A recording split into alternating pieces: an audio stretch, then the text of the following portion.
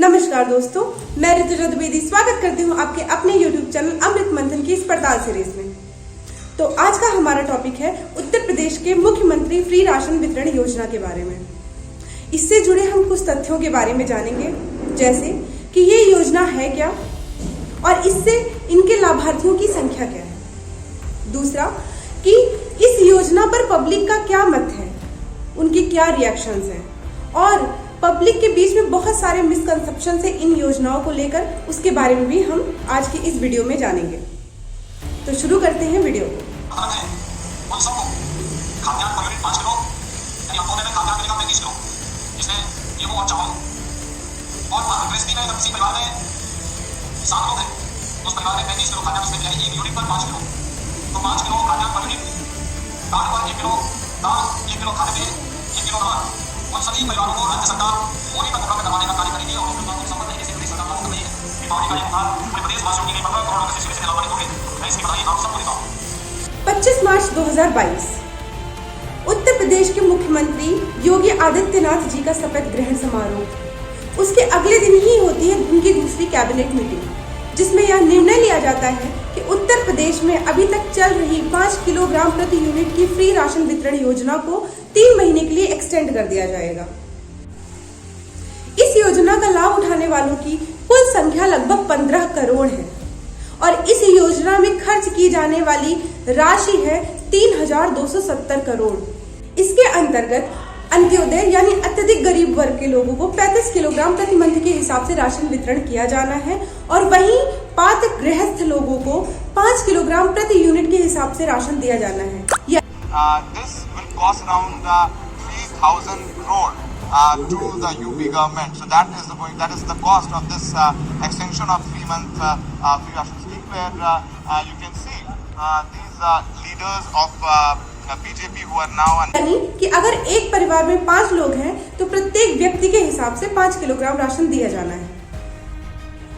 वहीं कुछ लोग सरकार पर बायस्ड होने का आरोप लगाते हुए ये कहते हैं कि यह योजना पात्र और निचले तबके के लोगों को ना मिलकर के अपात्र और उच्च वर्ग के लोगों को ही मिल रही है। यानी इस योजना का लाभ उठाने वाले उच्च श्रेणी के व्यक्ति हैं, ना कि निम्न श्रेणी के। तो आइए जानते हैं इस रिपोर्ट के माध्यम से। ट्विटर आज के समय का एक ट्रेंडिंग सोशल मीडिया प्लेटफॉर्म, जिसके माध्यम से लोग अपनी बात आसानी से उच्च वर्ग के ऑफिसर्स और मंत्रियों तक पहुंचा देते हैं। जी हाँ, इसी के माध्यम से लोगों ने अपने विचार प्रस्तुत किए और हमने उनके विचारों को ध्यान में रखते हुए एक रिपोर्ट तैयार की, जिसमें हमने अपने आसपास के 2-3 जिलों के कुछ गांवों को सेलेक्ट किया और उन पर रिसर्च किया। तो आइए इस रिपोर्ट के माध्यम से जानते हैं कि आसपास के उन गांवों में लाभार्थियों की क्या संख्या है और उनके वर्गों के हिसाब से उनकी प्रतिशतता क्या है। तो देखते हैं इस क्लिप के माध्यम से।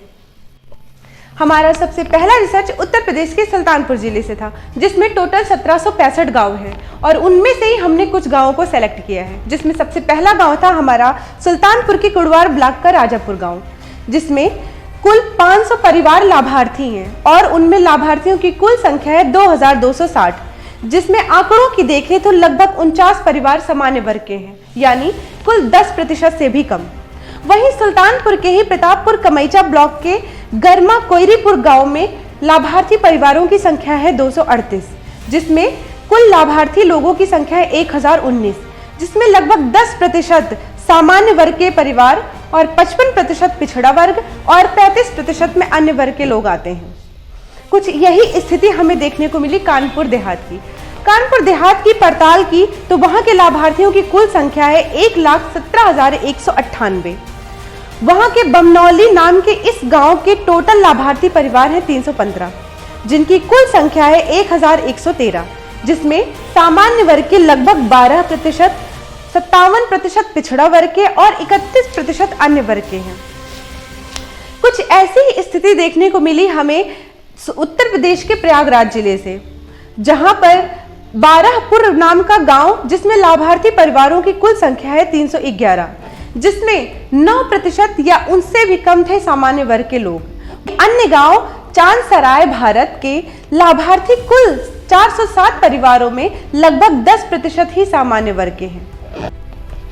आज की इस रिसर्च का और इस वीडियो का तात्पर्य सिर्फ इतना ही था कि लोगों की इस मिसकंसेप्शन को दूर किया जा सके कि सरकार द्वारा बनाई जा रही तमाम योजनाओं का लाभ कुछ निश्चित वर्ग के लोग ही उठाते हैं। इन योजनाओं का लाभ समस्त वर्ग के लोग बराबर मात्रा में ही उठाते हैं। लोग सरकार पर बायस्ड होने का आरोप लगाते हैं। यह आरोप कहां तक सही है वो आप खुद डिसाइड करें।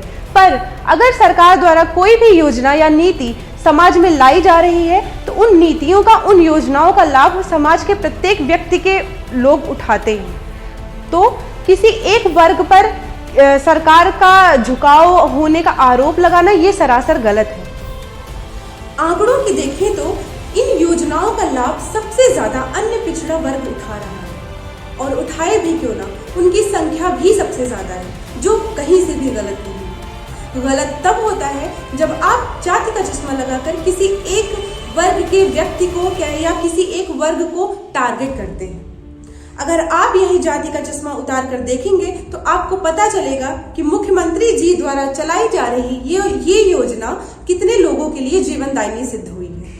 कुछ लोग इन सरकारी योजनाओं का विरोध इसलिए भी कर रहे हैं क्योंकि उनका ये मानना है कि सरकार फ्री राशन वितरण करने की बजाय अगर प्राइवेट और गवर्नमेंट सेक्टर में रोजगार के ज्यादा से ज्यादा साधन उपलब्ध करवा सके तो वो ज्यादा बेहतर होगा, जिससे मजदूर और उच्च शिक्षित वर्ग को उनकी योग्यता अनुसार रोजगार मिल सके और वो अपने परिवार का पालन पोषण अपनी क्षमता पर कर सके, जो कि बिल्कुल उचित तर्क है।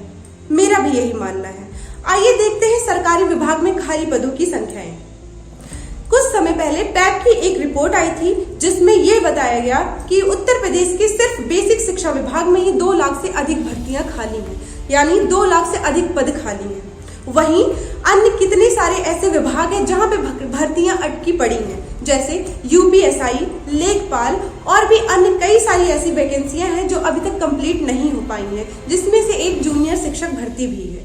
सिर्फ 1504 पदों पर यह भर्ती का एग्जाम और रिजल्ट कब के आ चुके हैं, बट अभी तक भर्ती की प्रक्रिया स्टार्ट नहीं हुई है। और मेरा पर्सनल ओपिनियन भी यही है कि फ्री राशन या फ्री चीजें बांटने के बजाय सरकार को रोजगार जैसे मुद्दों पर विशेष ध्यान देना चाहिए, क्योंकि एम्प्लॉयमेंट व्यक्ति को आत्मनिर्भर बनाता है और एक विकसित देश और राज्य की सबसे बड़ी निशानी है वहां की पब्लिक का आत्मनिर्भर यानी सेल्फ डिपेंडेंट होना। अगर व्यक्ति सेल्फ डिपेंडेंट होगा तो वो अपनी बेसिक नीड्स को, अपने खाने पीने की चीजों को खुद ही पूरा कर सकता है। आपको फ्री में चीजें बांटने की या उस पर हजारों करोड़ रुपए खर्च करने की कोई आवश्यकता नहीं है, बल्कि उन्हीं पैसों का प्रयोग दूसरी जगह करके देश और प्रदेश को और भी ज्यादा मजबूत किया जा सकता है। तो आज की हमारी रिपोर्ट में बस इतना ही। अगर आपको वीडियो पसंद आया हो तो वीडियो को लाइक और शेयर जरूर करिएगा और चैनल को सब्सक्राइब करना मत भूलिएगा। और हाँ, अपने ओपिनियंस को हमारे कमेंट सेक्शन में जरूर लिखिएगा। अगर आप चाहते हैं कि मैं आपके गांव की या आपके क्षेत्र की पड़ताल करूं तो अपने ग्राम पंचायत, ग्राम और अपनी विधानसभा का नाम नीचे कमेंट सेक्शन में लिखकर जरूर बताइएगा। चलिए आज के लिए इतना ही। धन्यवाद।